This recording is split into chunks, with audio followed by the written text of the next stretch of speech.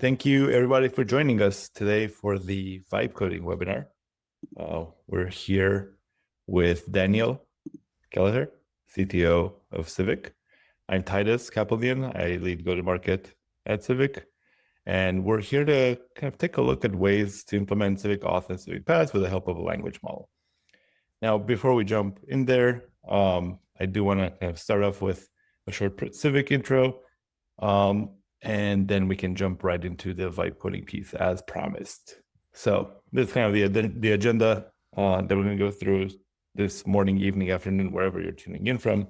Quick intro about who we are, what we do, why identity infrastructure matters more than ever right now with the new kind of industry of AI agents emerging. And then we're going to shift into the vibe coding landscape, what's happening in the ecosystem, how it's impacting builders and users, what challenges we have to tackle, and then we'll have like a both technical and non-technical perspective on this. I'm going to try and give the non-technical one. Dan obviously will give the technical one. So we'll keep that dual lens throughout. And then after that, we'll get hands-on essentially, dive into vibe coding itself. Then I'm going to hand it off to Dan to lead and show you what that looks like from a kind of our perspective.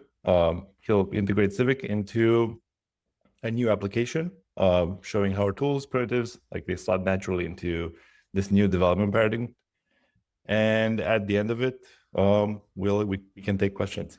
So we're here to kind of spark ideas, accelerate execution. I want to keep this as interactive as possible. So please drop your questions in, and I'll flag them as I see them.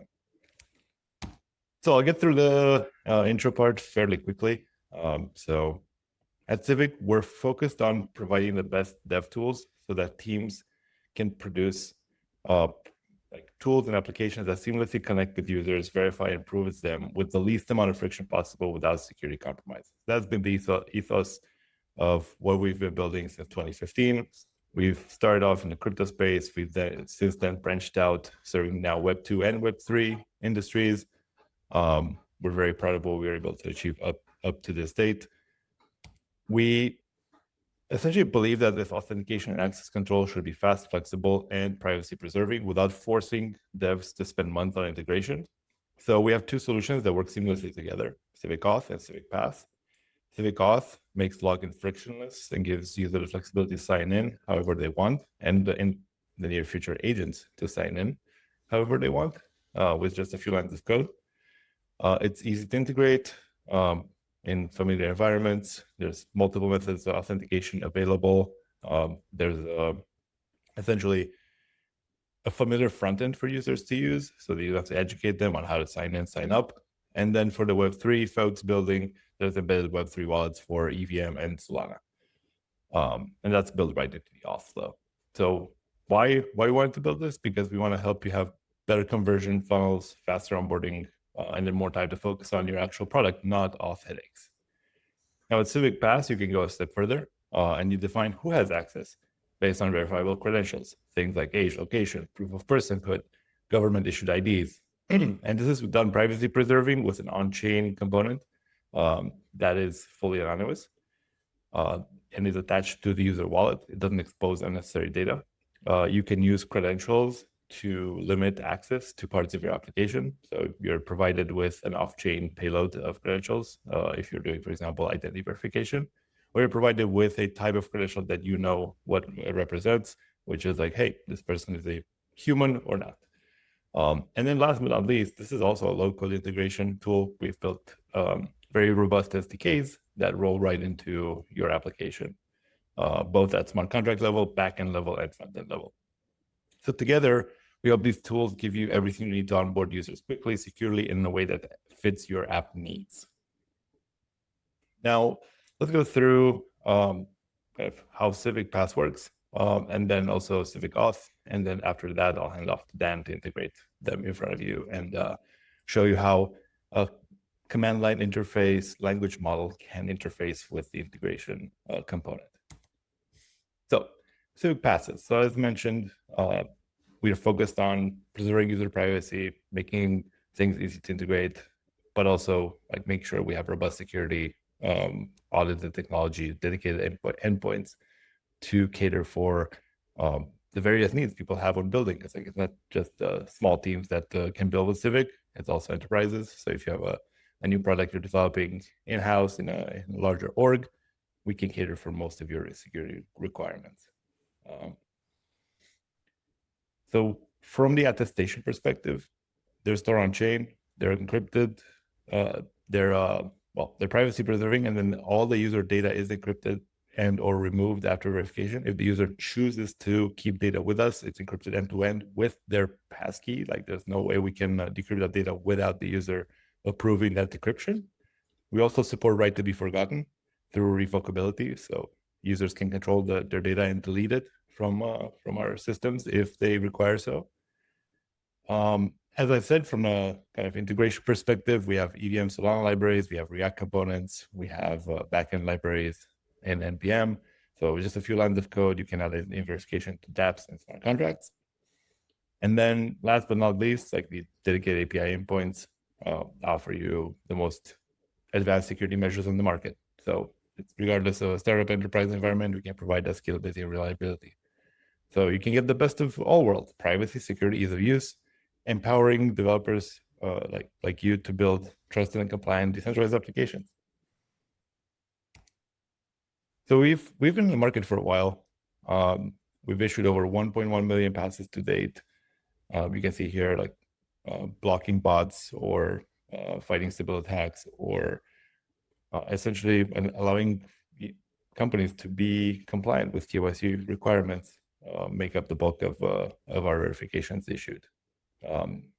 We can also do combination passes, so this is not limited to either of these four. You can create your own custom pass if you want, if you have your own verification methods. So it's super flexible from that perspective.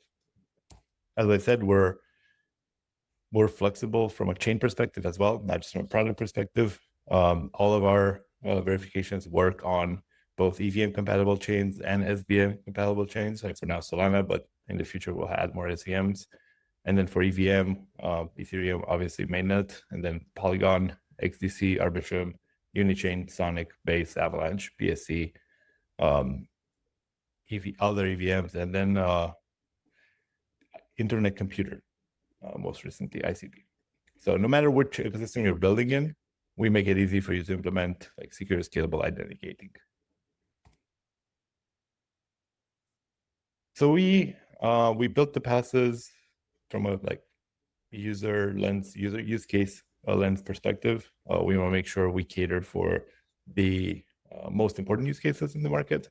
So essentially, if you're building in gaming, you can ensure that players are unique with Civic Pass. This prevents multi-accounting, cheating, farming, prevents Sybil attacks that can damage the game economics and player experience. In DeFi, you can bring compliance rules directly on chain, embedding them into the smart contracts. Because we know in the blockchain space, it's not enough to block things at front end or back end level. If people find your smart contract address and that smart contract is not protected, then they can execute the smart contracts directly through the commands on chain or the applications on chain if that's the nomenclature on your chain. So these type of restrictions can allow protocols to gate those services based on identity verification requirements, and this maintains user privacy and decentralization. So you don't have to kind of have a walled garden as in traditional ways of gating. For communities, DAOs, in this case, you can prevent against Sybil attacks, spam, voting fraud, bot manipulation by verifying genuine members, either through ID verification or through a biometrics check to protect that governance and community resources. And as assets move on chain, real-world assets also need a layer of identity verification in many jurisdictions. So the pass can help you ensure fraud is prevented and then regulatory compliance is achieved. And it also enables transparent asset management, right? Without having to have a walled garden or keeping your contract secrets. And then, in general, if you're building a smart contract from that perspective, a pass can help you create more levels of access management and programmatic whitelisting inside that smart contract without super complex custom implementations. So, and then for Web3 wallets, we can also build a wallet that prevents unauthorized wallet draining, for example, through uniqueness checks. That can be a cool use case if that's something you want to restrict and protect your users against. So as you can see, like Civic Pass can provide a number of verification levels for every application needs, from like basic human verification to full KYC ML compliance inputs implemented in a modular and efficient way. So on to Civic Auth. This is our newest product, and this is actually the one that Dan will start vibe coding with first. This one is a passwordless authentication system for Web2 and Web3 applications that can be deployed in under 5 minutes. It's one SDK. It doesn't require any complex backend configuration and essentially adapts to your user's preference. It offers multiple sign-in options, email, Google Passkey, wallet connections, email coming soon, Passkey and wallet connections coming soon. And also it offers several SSOs from popular systems like GitHub, X, Facebook, and we have more in the pipeline coming. So whether your users are crypto native or completely new to Web3, if you're building Web3, we also issue a wallet for them. So when they authenticate seamlessly, they can jump right in and work with your application and increase that conversion rate, reduce that abandonment that comes with like, oh, I need the wallet, and then I need to go and create that and bring that back. So with the simple SDK, you can deploy essentially enterprise-grade authentication that scales with the application while maintaining, again, the highest security standards. So like a list of the features that we've built to date. EVM and Solana wallet support. It works without needing to add external wallets or seed phrases. We have, as I said, Discord, GitHub, X, and a few others live already. And then there's a customizable UI where you can configure which SSOs you like to add for your app. The implementation takes 5 minutes, and it's essentially super straightforward integration using React, Next, Node, and other integration options. And then we'll show that in the vibe coding session in more detail. So this is what you're going to see once you get the Civic Auth account on auth.civic.com. You're going to get a client ID. Then you need to install the app. This is a Web3 example. And then you deploy by wrapping your app inside the Civic Auth provider. It's as simple as that. And we know a language model can do it too. So everything's available on docs.civic.com to start building. And that concludes the first part of our session. So on to the piece that we're all waiting for. So vibe coding. Now, before I give it to Dan, I think what I want to lead with is that we're essentially in a new era where not only we have like decentralized infrastructure, at this point programmable identity, AI native systems, and zero trust environments, but we have all these tools being spun up to help people build things faster. So we're looking at what happens to user trust, what happens to regulations, what happens to delivering that seamless experience in this world that's becoming more complex under the hood, less controllable from a builder environment. So I think it's not just about vibe coding at high level. It's like, how do we give purpose to that code? How do we make sure that the code delivers on what we want? And then there is very little room for any attack vectors when we're building what we're building. So introducing new primitives, introducing new standards, chain agnostic architecture in Web3, AI agent identity in all across Web2 and Web3. All that is top of mind for us as we're building in this direction. And we believe that with the help of an AI agent, anyone can spin up applications in minutes, and they should be able to add identity and authentication and authorization fairly straightforward. That being said, I will give it over to Dan, our CTO, for the live coding session. And I will will stop my screen share so you can take over, Dan. Hey, Titus. How's it going? Good, good. It's exciting times. Things are moving very fast. So I'm glad we're able to do this and show people how they can work with their favorite LLM and then integrate Civic. Exactly. Yeah, you're definitely right to highlight that it's a new era, and it's one that I think we're all feeling our ways into a little bit. I think we will, like, we're all amateurs in this new world. So I've obviously been using AI for coding for whatever it is now, 2 or 3 years since GitHub Copilot first came out. Um, and That was fun. And it didn't feel like a new era, though. The new era for me started about 1 or 2 months ago, let's say 6 weeks at this point, when Claude Code came out. And that was the first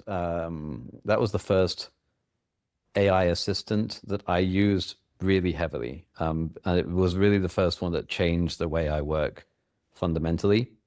There are other AI assistants, right? People will be familiar with things like Cursor, Klein, Code, and so on. And there are new ones coming out all the time. The one that really clicked for me was Claude Code. It's a command line tool. I'm going to show it in a second. And it's I'm not. This isn't an ad for Anthropic and Claude. There are other models that are really good, but this doesn't happen to just fit for my particular use case. It allows me to use all my existing tools that I'm familiar with. Specifically, it doesn't require me to change IDEs, and it has a very skill. It seems to be very skilled at working out what its context should be. And the word context is really the magic word here. Context is king. You can go very right and very wrong with context. Too much context is bad. Too little context is bad. So one of the things that I've been finding is over the last 6 weeks or so is just learning how to play with this new tool. And the challenge with that is that it changes all the time and it's non-deterministic. So as an engineer, this is kryptonite, non-determinism. And it's like you're working you're working with a colleague than you're working with a tool. And what we do now might be very different to what we did to what I rehearsed or whatever. So it's all going to be a bit of fun, and we're going to explore it together. But I'm hoping that we can, what I'm suggesting therefore is I'm not going to present stuff to you now. I'm just going to start doing stuff in the true spirit of vibing. And Titus, please chime in and ask questions or give your comments. And if there are any questions that come up in the chat, then please fire them at me as well, and we'll see what happens. And so I feel like Dan has this technical perspective around it, whereas like I'm because I'm not like a developer per se. For me, like I've been vibe coding with GPT 3.5 or like even 3 back in the day, and bringing stuff into the IDE, and then having to deal with the kind of variance that comes with the predictive nature of the language model. Exactly, and that was what we did until recently, right? You would copy and paste things from a chatbot into your Google Docs or into your IDE, and then you'd make changes. And because there wasn't that, there were two things that were missing from there. There was the ability for the tool to discover its own context, and the ability for the tool to execute, or the LLM to execute tools or change the world. So now it can change my files, but not just that, it can browse the web, it can use these things called MCP servers, which we'll probably get into a little bit later because it's a very important part of it, to retrieve information from all sorts of different sources and also make changes in all sorts of different locations. But I'm going to start super simple. I'm going to start up by just trying to seeing how far I can get with creating a simple Next.js app and then adding Civic Auth to it. So I'm going to fire up my Claude Code in the command line, and I'm just going to say, hey, please create me a new Next.js app. Always be polite to your LLM. Yeah, it's the way I was raised, Titus. No, I So mean this is good. it's proven. Like if you say please, it does a better job. But then if you threaten it, it also does a better job. So you have to be careful with using that utilitarian logic. Okay, so it's already figured out that it's going to do this, but look, it's already saying that it's not very good at handling prompts. And I'm not going to talk about this just yet. In this case, it handled it well, so I'm just going to call it Civic Auth demo. But in general, we're going to find that tooling is going to get a little bit better at being AI friendly. So at the moment, it's okay. I actually have to delete that. Wait 1 second. Thought I already removed that. All right, excuse me for that. I'm just going to do it again. I'll just make it a bit faster. Called Civic Auth demo. This particular tool will have a lot of parameters that it needs me to set up. And you can see that it's going to start to do clever things, like it's going to try and echo yes into it, which is good, but just in the interest of speeding it up, I'm going to give it the trick, which in this case is use -- yes. And then it'll figure out, hopefully, that's what it actually wants to do. And all that's happened there is that I'm telling it to use the default settings. So the default is to use TypeScript, and then there's like 5 or 6 other questions when using that tool. Now, usually I wouldn't even use AI for this bit, but I just wanted to kind of get us started. Okay, so we created the app. Now what I'm going to do is jump out of Claude for a second and open this in the IDE, because I want to be able to run the app in another page, or in another terminal. So the easiest way to do that is to open it up into an IDE. So I'm just going to cd into it, and then Storm. All right. So now here I am in my new app. I'm going to open it on this in this terminal here, so we can have a look at what we've got. Obviously, Claude hasn't done anything yet, right? Claude hasn't done anything clever. All it's done is it's run a command. So this isn't Claude's work. This is the default kind of setup for like the, what do you call it? The boilerplate for a new Next.js app. But this is where we bring in Civic Auth. Sorry, this is where we bring in Claude. Just set up my views. I'm barely going to need the code, to be honest. I'm going to go over here. I'm going to open up Claude in a new terminal. Okay, hi. Please add Civic Auth to this app. Now I'm going to hint it a little bit. The docs are at docs.civic.com.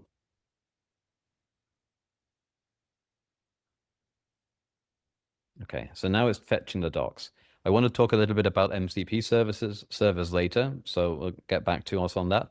But you can see it's already done some clever stuff. So it's already checked that it's already found the URL for Next.js in the docs.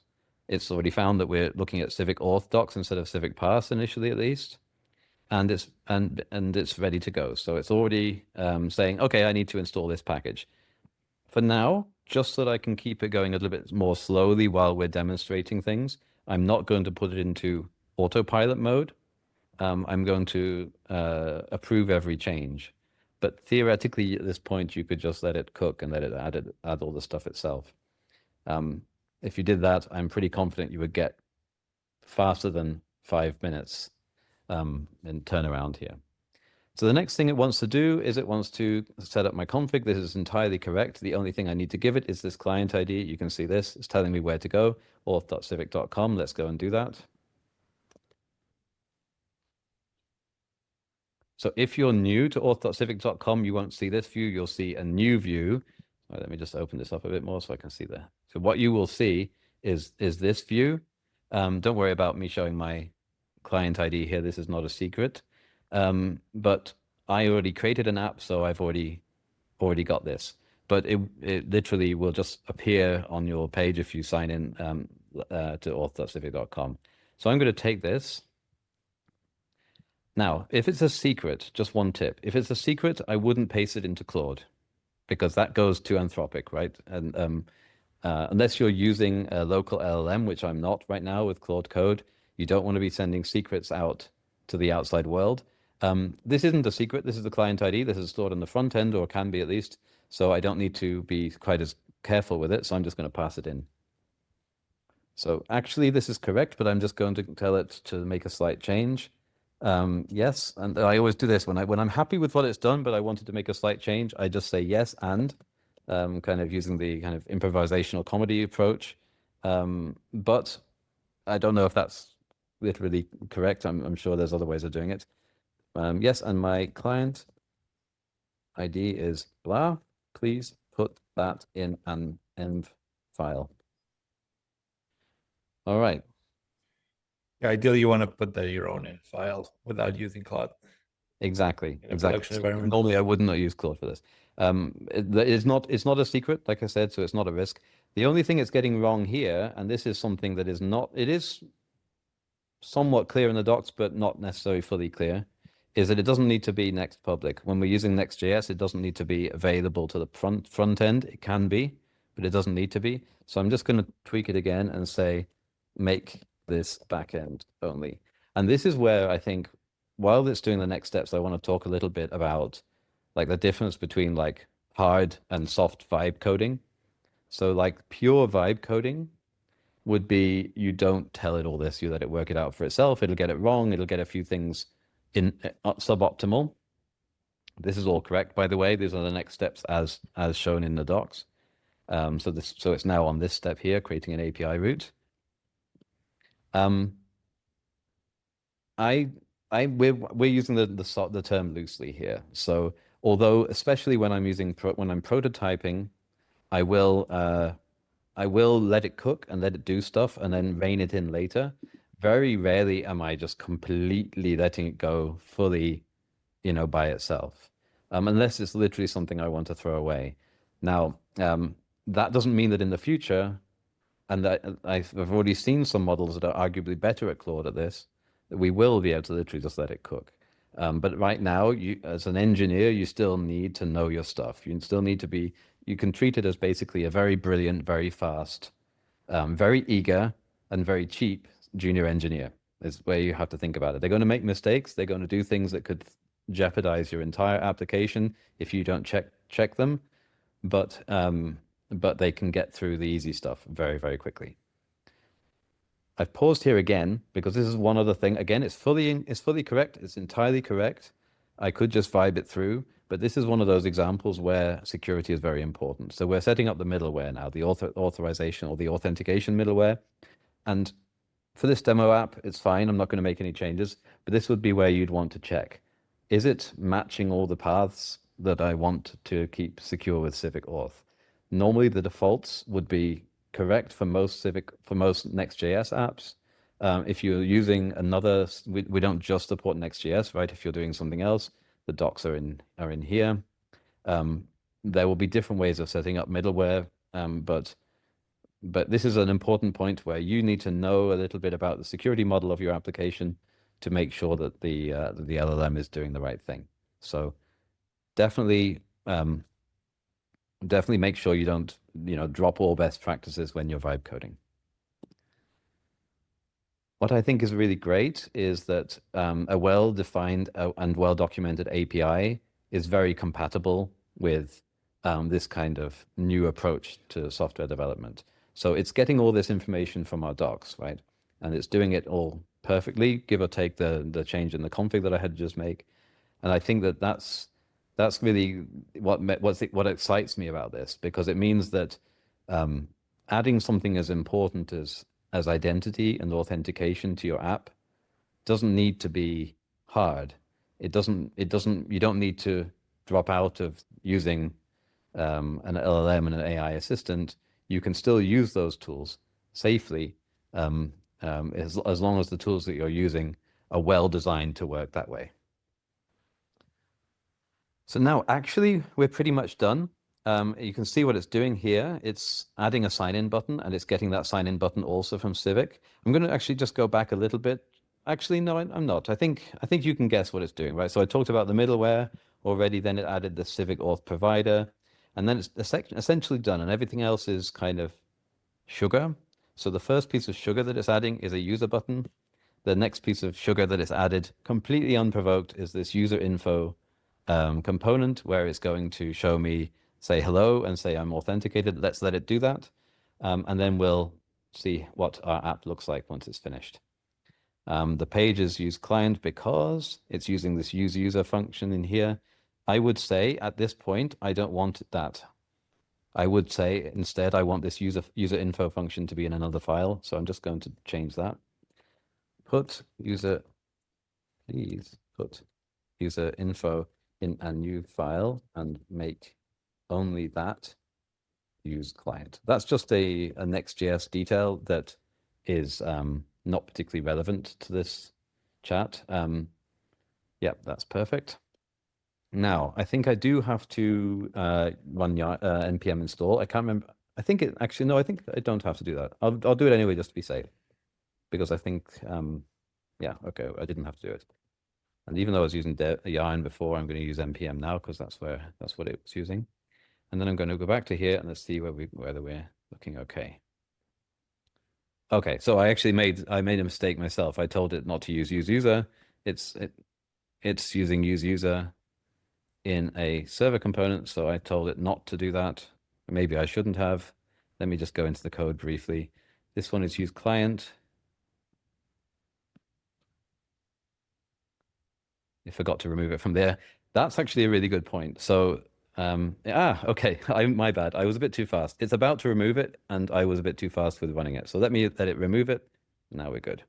Okay, so what happened there is not particularly important, but I made the change to move that user info component, and it hadn't deleted it yet from here. Because of that reason, the use client wasn't in the page, and it was using a client component. So that's why I got that error fixed.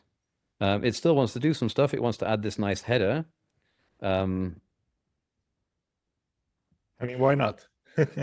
All right. All right. We will let it cook a little bit further. I will add a few more fun things to it, but I just want to test it at the same time. So you can see this is already a good sign. Yeah, okay. So it's trying to abstract away that stuff. I'll pause that for a second, and I just want to test that it works. So you can see, first of all, it's added it. So this sign in button comes from Civic. We can log in. Let me say I'm going to just log in with Google again. And then let me see if okay, here I am. And there's this, hello, Daniel Kelleher, you're authenticated with Civic. Excellent. I'm going to let it continue to make these changes. And so Dan, quick question. Yeah. In terms of like, if you would have left the use user in the original file, It would have worked. It still would have worked. So you don't like have to know the kind of fine details of, like in this case, nodes to. Yeah, Next.js. It was honestly just me being a perfectionist. But yeah, it would have worked. Right now, it's creating a protected page that only login users will access. You notice I haven't asked it to do that. It's one of the features of Claude, Sonnet 3.7, which is the model that Claude Code is using, that it does more than you ask it to do. In the case of this demo, let's just do it. So what it's going to do is create a new root. So this app only has one root, and it's showing you're logged in. But if it's just front end only, it's not particularly convincing. So it also thinks that. So now it's going to create this new root under the protected endpoint.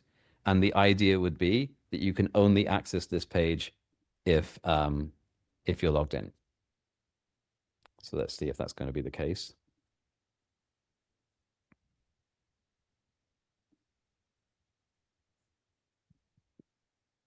All right, so now we've got this view protected page URL. The page requires authentication to access. Since I am authenticated, I can see it. But check this out. It's now trying to make a change to the middleware, and it's only protecting the protected root. That is very much a design decision that the owner of the app should make. But it's reasonable. But let's just check that the middleware that's already there works without that. So I'm going to log out. Now, if I view this protected page, it just redirects me straight back to the login page. And where it redirects you to is a config setting. The moment it's set to sending you back to the root. So that's not working, basically. So it is already doing what it's supposed to do. Cool. So that's essentially the first part of the demo. We have a question actually. Nice. So is this the paid version of Claude and installed as CLI? It's a very good point. So it's metered. So it's using an API key. So yes, it's quite expensive, like especially if you're using other AI assistants like Cursor, which use a kind of a subscription model. Now, it's not expensive compared to the equivalent amount of developer time, my personal time or colleagues' time, so I still think it's worth it. But if you're used to pay, I don't even know what it is, like the subscription cost for something like Cursor. Um, it's quite a lot more than that. And especially if you go into full vibe code mode, so you go into this. I'm going to do this actually, tell you what, I'm going to pause this. And while we're talking, I'm just going to let it do some fun stuff. So I'm going to just bear with me for 1 second. I'm going to restart Claude. The reason I'm restarting Claude is I want to, you can see, by the way, that cost us 53 cents, that process. I'm going to burn some more money now, and I'm going to just have it create a more complicated app, because it's all very well having this demoed in a demo app, even with one protected page, but I want to just see how well it does. And this could go totally wrong in creating a kind of a more functional like SaaS page, something like that. So please turn this app into a really snazzy SaaS page. Oh, by the way, I should say I don't normally do this. What I normally do is talk to my computer these days using Super Whisper. So I'm going to just try that now, rather than wasting time typing. Actually, no, I'm not, because I turned off Super Whisper, didn't I? Let me just start it again. 1 sec. Well, hopefully it doesn't conflict with the Zoom. Yeah, I was wondering if that's the reason. Yeah, well, I guess we'll find out. All right. The SaaS page sells widgets. I need you to be able to first have a pricing page, a features page, a testimonial page. But customers should be able to log in, and then they'll see their dashboard. And on the dashboard, they'll be able to see all their widgets and see some statistics for them.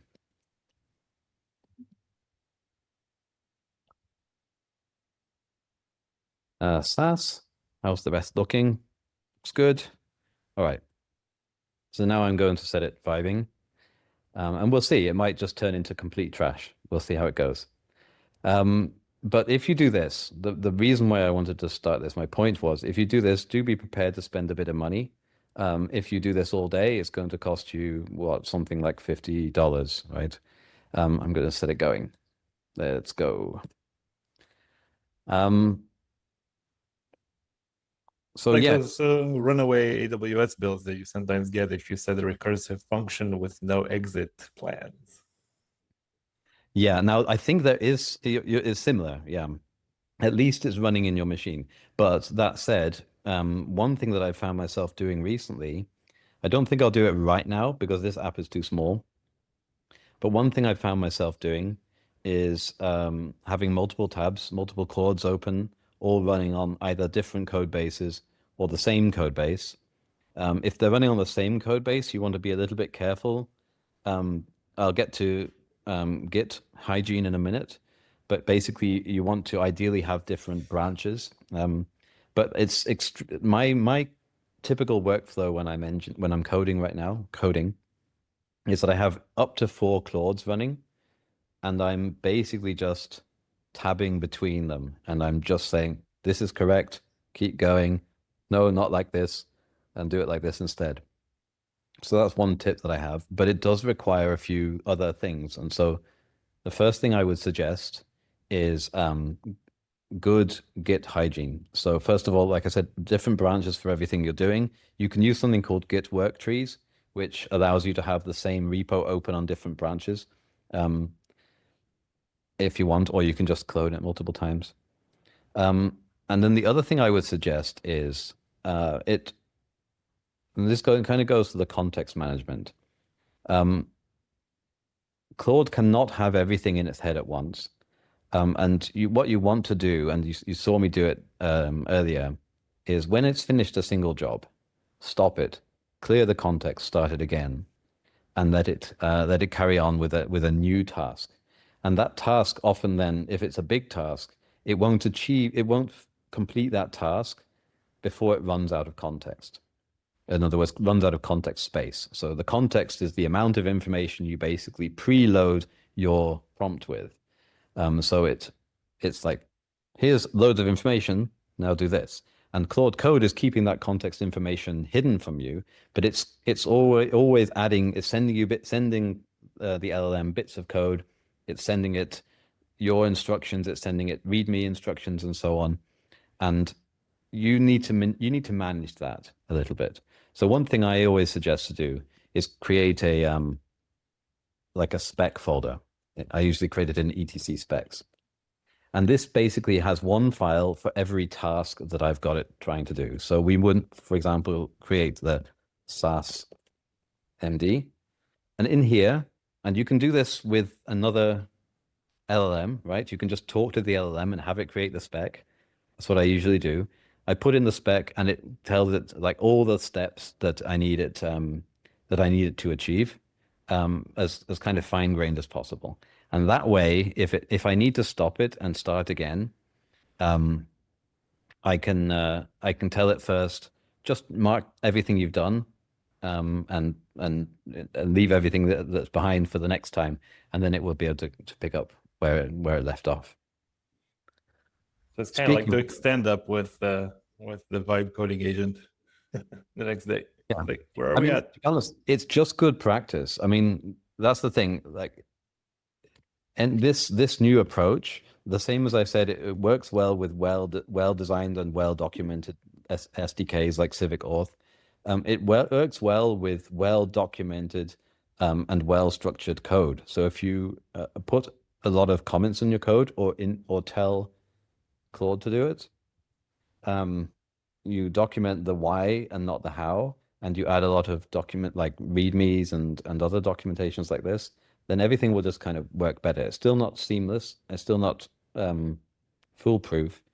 And it will get to the point where the remaining work is so complex that Claude just starts going around in circles. And another good tip is to recognize when that's happening and stop it so you don't burn all your credits, or just tear your hair out. But this comes with just experience. And the problem is that could be very different with the next model coming out next week or whatever it might be. It's created a nice little app here. Let's see how we're doing. It's not necessarily finished because these links don't work. Yeah, the links don't work. They don't appear to be scrolling, right? So it's not finished. Let me see if the sign-in still works. Okay, so we've got a few bugs. That's disappointing. But that's what we maybe should have expected. So I would like to let me see that one. Well, the routing is broken, not the auth itself, right? The auth hasn't broken. Yeah, the app has broken the routing. I think it's tried to create its own sign-in button. So I don't want to spend too long on this because it's not exactly what we're trying to do, but I just want to fix that one. So I want to see, let me see, where are we? I could just tell it, I don't see. The sign-in button has broken. Are you still using the Civic Auth sign-in button for this? The Civic Auth sign-in button, incidentally, is also stylable. So I was hoping that it had just styled the Civic Auth one, but it looks like it's replaced it, or at least changed what it's doing. Yeah, it won't admit defeat at this point, so make the changes. Yeah. There you go. It never says, it rarely says sorry, because it doesn't, but it's, anyway, that was a relatively quick fix. I would probably spend a little bit of time styling it later. Okay, now it's showing this dashboard view. That's cool. Nice. Okay, so it could do a little bit better styling here, but it's basically done what I've asked it to do. Oh no, it's vibing. I have literally no idea what it's doing now. It could be okay. It's actually styling it like I asked it, so it's it could be doing anything right now, but I guess we'll see. I think it's done. Yeah. It's like the dangers of auto approve. Yeah, it's just fun though. Okay, so you get the picture. It's managed to do, I mean, this is actually pretty incredible, right? It's managed to create this entire SaaS page from scratch in the 15 minutes or so that I let it do that. And if I was interested, I would, fix a few of these issues now. But I think what we want to do is delve into a little bit more Civic Auth stuff. And maybe then this is the right time to bring in the Web3 aspect. So Civic Auth is not just a login service, but it also has embedded wallets. And you can see the details here in the docs. I want to see how far we get. I don't want to go too far with this because we only got 10 minutes left. But I do want to see how far we can get with allowing somebody to, let's say, pay for their widgets using a crypto wallet. So the first thing I'm going to do, good vibe code hygiene, is to exit out of that. The next thing I'm going to do, actually, I'm going to do this, like I said, and just create Web3 here. So I'll let Claude create the spec, but I do want to tell Claude what to do here. So bear with me a moment while I talk to it. Okay, we're now going to add Civic Auth's Web3 embedded wallets to this app. So the first thing you need to do is replace Civic Auth, the Civic Auth dependency with Civic Auth Web3. Then I want to be able to, I'm going to use Ethereum wallets for this because we support both Ethereum and Solana. 1 second. I'm going to take that out because that was more for you guys than for it. And I want to be able to allow customers to pay for their widgets using cryptocurrency. Now, that last bit would be really impressive. I don't think it'll get that far, but you never know. There's a few options when you're using Civic Auth with Web3. By far the easiest one, which is found, is to use WAGMI. You don't actually need ethers. I'm going to tell it not to include that. The docs just say to use WAGMI. It's optional, but it's a lot easier. WAGMI is a very nice React library, hooks library for using Ethereum-based chains on the front end. I'm just going to tell it to leave out ethers. That's great, but leave out ethers, please. Ethos.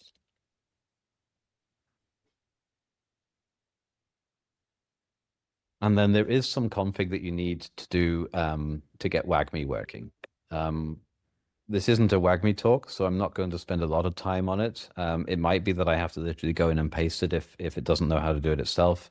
We do have some documentation in the docs for WAGMI, but otherwise we recommend you go and look at the WAGMI documentation.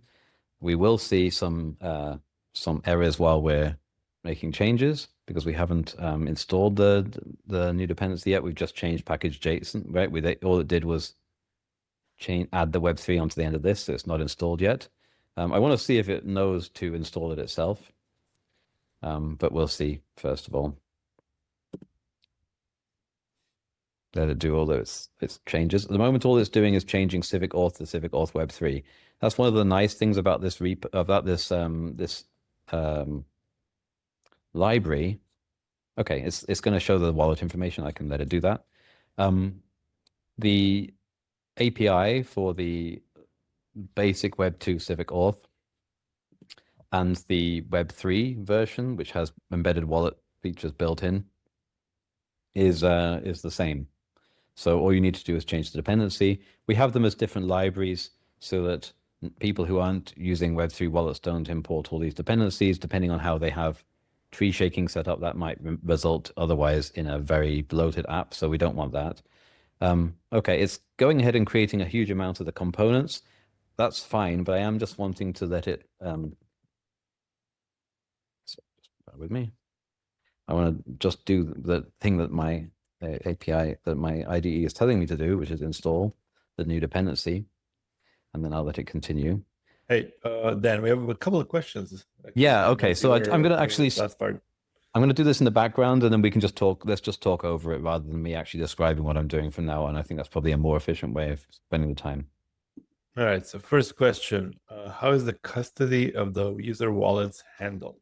So a Civic Auth question. Okay, very good question. So we work in conjunction with a key custody provider, and they provide non-custodial wallets for their customers. So in other words, it's non-custodial for us. It's non-custodial for anybody who creates an app using Civic Auth. What non-custodial means is neither we nor the customers nor our customers are able to access the wallet, access the funds. Only the end user owns the wallet. But so it's a nice balance between something that is secure but also user friendly. Users can come and they log in.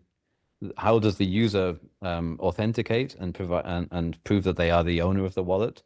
That's through the login with the SSO provider, and that login is verified by the third party that manages our wallet, what manages the wallets, so that we can't tamper with it. Hope that makes sense. Cool. And then we have another question about Claude. How does it take care of pricing models of other parties? Does it take card details and pays on behalf of the user, expects the user to make the payment, for example, for using a paid database service or cloud deploying service? So if you're Is connecting to specifically a other question tools. about Claude? Sounds like it, yeah. So Claude is the Claude Code. You have an API key, and then it's just metered. So you have to you go to the Anthropic accounts page, and you set up your credit card, and you have to buy credits. And if you're connecting to third-party tools, you need some sort of key or ID or client ID like you need for Civic Auth. And you solve all your like setup in there when you're creating that account. Like you're setting up Google Cloud or AWS or Civic Auth, you get some sort of keys that you can put in those environment variables. That's right. All right. And then the last one is not a question, but you have a fan. I just wanted to say that you are working magic and Claude is impressive and that this non-deterministic is both magical and scary, which I agree. Super scary. Super scary. It's done something wrong here. You would only know if it's done something wrong if you knew WAGMI. I was considering fixing this, but I think it would kind of distract me for the last 5 minutes. But yeah, that's a really important point. It does seem like magic, and that's the scary thing about. I mean, we don't have to go on about AI. This is old news in a way now, but it is not. You don't program it, you train it, right? So that's what I think one of the recent Anthropic videos also made the point. And Anthropic are actually at the forefront. I know it sounds like an ad for Anthropic sometimes, but they're at the forefront of trying to really understand how decisions are made in LLMs. But for people who are using it like me, using it day to day, the reason why the vibe coding term really took off was because that is just fundamentally how you have to work with it. You can't be trying to reason and rationalize what decisions it made. It will drive you crazy. It'll behave on a Monday morning differently to the way it behaves on a Friday evening because it knows what time it is. Literally, you can't kind of think of it that way. You have to engage with it in a much more anthropomorphized way, in a more human way, and that's why it feels like you're sitting next to somebody who you're working with, rather than you're actually using a tool per se. Now, obviously, that's nonsense, right? But an LLM is a matrix of numbers, but in some real sense, it's definitely different. And for engineers who are used to being able to press buttons and see a light go on that's connected by a wire, it requires just as much of a rewiring of ourselves and our own brains as it is using some other new artificial brain. And that's what's definitely exciting, but also definitely scary about this.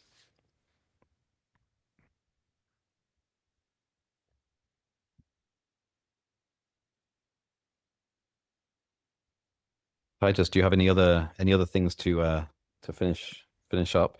I mean, I think for me, kind of like as a non-native coder, non-engineer, I think it does match a lot of the workflows that you see in, well, non-deterministic environments. When you're asking for somebody to write an article, you don't really know what to expect because it will go through their brain, and that's not going to be a deterministic outcome, like great article or not great article, for example. Yeah. And you kind of have to give feedback, improve every time. So if you're onboarding a new hire, you're onboarding a new contractor, it's kind of a similar way. You start giving them a few tasks, and then over time, they're going to get better at meeting your expectations. Because I think that's also important with these LLMs. Like, you're creating an expectation of what that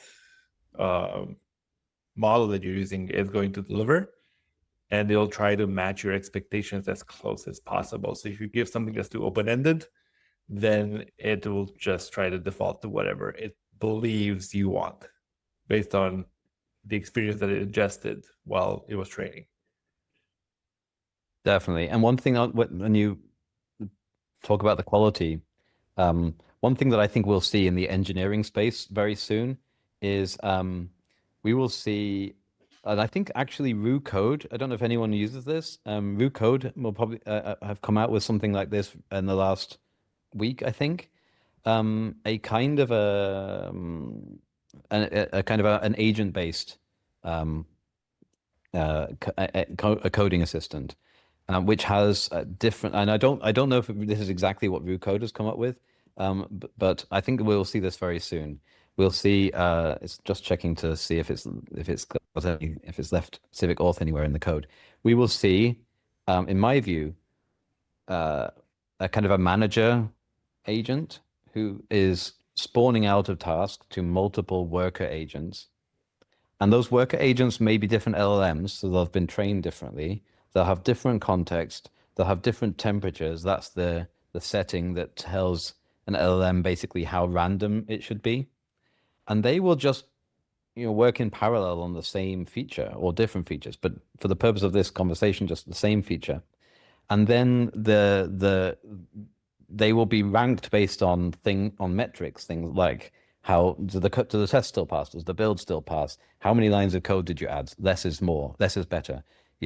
How neat is the code? How well does it follow these kind of guidelines and so on? And the ones that do well will send their responses back to the manager agent, and the manager agent may have some changes to make. It might, most of the things that I've asked it to do right now could be outsourced. And then finally, maybe 5 minutes later, a PR will be submitted to GitHub, and people will be able to see it in the demo environments. And if everyone's happy, it'll be merged, and nobody will have even looked at the code. I think we will definitely get to that. It's definitely scary for somebody in my line of business, but what I'm definitely learning as well is that the opportunities, I think, outweigh the dangers and the risks. Well, maybe not the risks. The risks are super high, but the opportunities outweigh the dangers for sure, I think.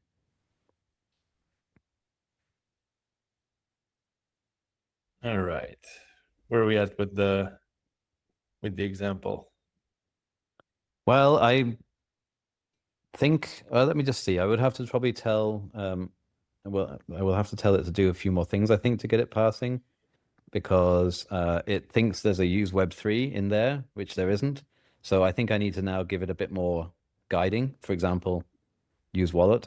And I think probably not to do it in this particular demo because it would take a bit too long. So what I would say is the docs for the embedded wallet, while it's definitely a little bit more work than just the basic Web2 example, pretty smart. And if you're using Ethereum wallets, I would recommend using WAGMI and follow through these steps. If you find that please send us your feedback. I think we're this part of the app is something we're actively iterating on and improving the experience for. So I'd love to hear your feedback. If you're using Solana wallets, I would say it's even smoother. But it's good in both cases. Our aim is to make Web3 wallets as accessible as possible to users, both users familiar with Web3 and users who have never heard of Web3 before. So yeah, please try this out. But try it out with Claude and see how you get on with this new vibe coding world. I'd love to hear your feedback on how that goes as well. Awesome. Well, thanks a lot, Daniel, for walking us through kind of this vibe coding session. I think like pivoting also like on requirements gives you interesting results as you're building your app. So I think that's what we're seeing here. From that perspective, like asking it to switch from Web2 to Web3 application, you want to start with like a very clear spec in mind and stick to that spec as much as possible. I forgot to do, by the way, didn't I? I was going to demonstrate that and I forgot. Yes. All good. Lots of cool things to demo, but I know we're a bit over time, so I want to make sure we wrap this up. Looks like we have one last question.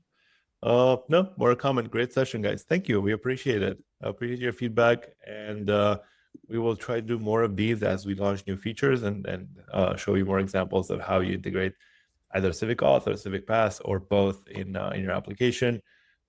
Reference the docs.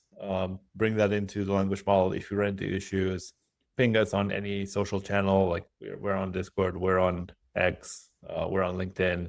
Ping me, ping Dan, ping the company accounts, all that stuff. Yes, this video will be shared on YouTube. We usually process them. It'll be live probably next week. So thank you for participating and have a great rest of your day. Thanks, everyone. Thanks for joining. Thank you. Bye.